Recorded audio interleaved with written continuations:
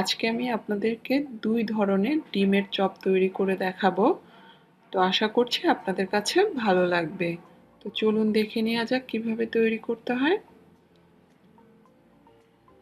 এর জন্য এখানে আমি 4টা সিদ্ধ আলু নিয়েছি 1/2 কাপ পরিমাণ পেঁয়াজ বেরেস্তা, 4-5টা শুকনো মরিচ। এখন শুকনো মরিচের মধ্যে প্রথমে আমি নিয়ে নিচ্ছি স্বাদমতো কিছুটা লবণ। লবণটার সাথে শুকনো মরিচটাকে খুব ভালোভাবে আমি একটু ভেঙে নিচ্ছি। ভেঙে নেওয়ার পরে সব কিছু খুব ভালোভাবে মিশিয়ে ভর্তা তৈরি করে নিতে হবে। আর এই ভর্তাটার মধ্যে আমি কোনো এক্সট্রা তেল ব্যবহার করছি না, কারণ এই ভর্তাটা আমরা তেলে পরবর্তীতে ভেজে নিব।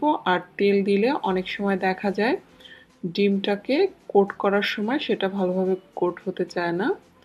এখন এর মধ্যে আমি দিয়ে দিলাম 2 টেবিল চামচ পরিমাণ ধনিয়া পাতা কুচি, 1 টেবিল চামচ পরিমাণ কাঁচামরিচ কুচি আর হাফ চা চামচ পরিমাণ গরম মশলার গুঁড়া। গরম মশলার গুঁড়াটা হাতের কাছে না থাকলে না দিলেও হবে। সব কিছু খুব ভালোভাবে মিশিয়ে আমি ভর্তাটা তৈরি করে একটা সাইডে রেখে দিব। ডিমের চপটা তৈরি করার জন্য এখানে আমি নিয়ে নিয়েছি 4টা ডিম। আর ডিমগুলোকে আমি আগে থেকে খুব ভালোভাবে সিদ্ধ করে নিয়েছি। এখন এখান থেকে আমি 2টো ডিম এভাবে 4 টুকরো করে কেটে নিচ্ছি। যেহেতু আমি 2 ভাবে চপটা করব, তো প্রথমে দুটোকে আমি এভাবে 4 টুকরো করে কেটে একটা সাইডে রেখে দিচ্ছি। আর বাকি ডিম দুটোকে আমি এখন ভর্তা করে নিব। এর জন্য এর মধ্যে আমি দিয়ে দিচ্ছি 2 টেবিল চামচ পরিমাণ মিহি করে কুচি করে নেওয়া পেঁয়াজ কুচি, নিয়ে নিচ্ছি 1 টেবিল চামচ পরিমাণ ধনিয়া পাতা কুচি, দিয়ে দিচ্ছি 1 টেবিল চামচ পরিমাণ কাঁচামরিচ কুচি, আর দিয়ে দিচ্ছি স্বাদ মতো কিছুটা লবণ।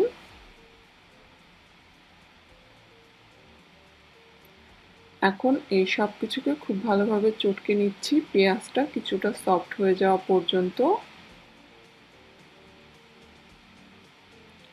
পেঁয়াজটা যখন সফট হয়ে যাবে ওই পর্যায়ে এর মধ্যে আমি দিয়ে দিচ্ছি 1 টেবিল চামচ পরিমাণ সরিষার তেল। সব কিছু মিশিয়ে নেওয়ার পরে এখন ডিমগুলোর সাথে এটাকে মিশিয়ে ভর্তা করে নিব। আর এই ভর্তাটা দিয়েও আমি আলুর চপ তৈরি করব। তো সব কিছু রেডি করে একটা সাইডে রেখে দিচ্ছি। এখন আমি আপনাদেরকে চপগুলো তৈরি করে দেখাচ্ছি। এর জন্য আমি এখান থেকে কিছুটা প্রথমে যে আলুর ভর্তা করে রেখেছিলাম সেই ভর্তা নিয়ে নিলাম। এখন এটাকে হাত দিয়ে এভাবে একটু ছড়িয়ে নিচ্ছি।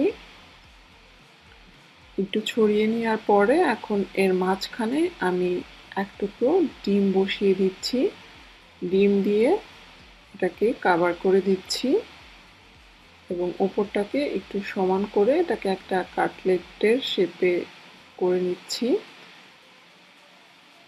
তো হয়ে গেল আমার একভাবে তৈরি করা ডিমের চপ। এখন আমি আরেকটা করে দেখাচ্ছি আপনাদেরকে। এখান থেকে আমি আবারও কিছুটা আলুর ভর্তা নিয়ে নিলাম, নিয়ে মাঝখানটা এভাবে একটু ফাঁকা করে নিচ্ছি। তারপরে আমি যে ডিমটা ভর্তা করে রেখেছিলাম সেই ডিম থেকে 1 টেবিল চামচ মতো দিয়ে দিলাম, দিয়ে এটাকে কভার করে দিচ্ছি। তো এভাবেই আমি এক এক করে সবগুলো ডিমের চপ তৈরি করে নিব। এটা হয়ে গিয়েছে, একটা সাইডে রেখে দিচ্ছি। সবগুলো চপ তৈরি করে নেওয়ার পরে এখন এগুলোকে আমি একটু শুকনো ময়দায় গড়িয়ে ডিমে চুবিয়ে বিস্কিটের গুঁড়ায় গড়িয়ে নিব। তো একটা চপ নিয়ে আমি প্রথমে একটু শুকনো ময়দায় এভাবে একটু গড়িয়ে নিচ্ছি। গড়িয়ে নেওয়ার পরে এখন এটাকে আমি একটু ডিমের মধ্যে এভাবে চুবিয়ে নিচ্ছি।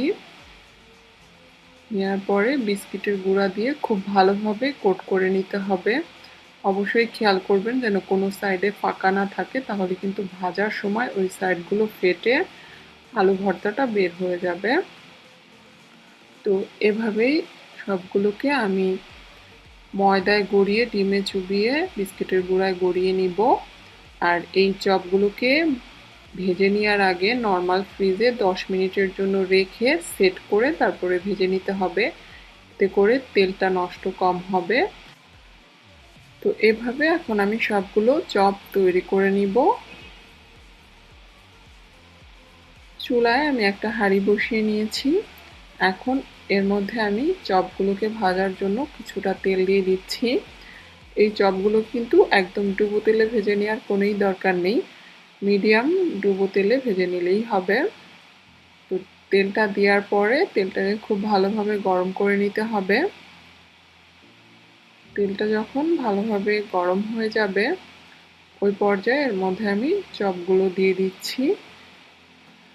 আর যারা এই ডিমের চপগুলোকে সংরক্ষণ করতে চান তারা ডিপ ফ্রিজে একটা ছড়ানো প্লেটে 1 ঘন্টার জন্য রেখে শক্ত করে তারপরে সেগুলোকে তুলে একটা এয়ারটাইট বক্স অথবা জিপলক ব্যাগে ভরে প্রায় 1 মাস পর্যন্ত সংরক্ষণ করতে পারবেন।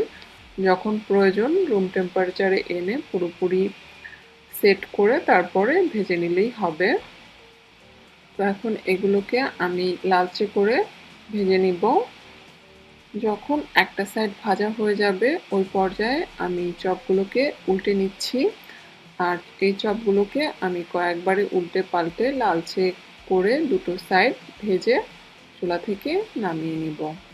এভাবে আমি ভেজে চুলা থেকে নামিয়ে নিচ্ছি। তো তৈরি হয়ে গেল আমার খুবই সহজ এবং মজাদার ডিমের চপ, অথবা অন্য যে কোনো সময় বিকেলের নাস্তা হিসেবে অথবা বাচ্চার টিফিন হিসেবেও তৈরি করতে পারেন। তা আশা করছি আপনাদের কাছে ভালো লেগেছে। তাহলে আজকের মতো আমি এখানেই বিদায় নিচ্ছি। সবাই খুব বেশি ভালো থাকবেন।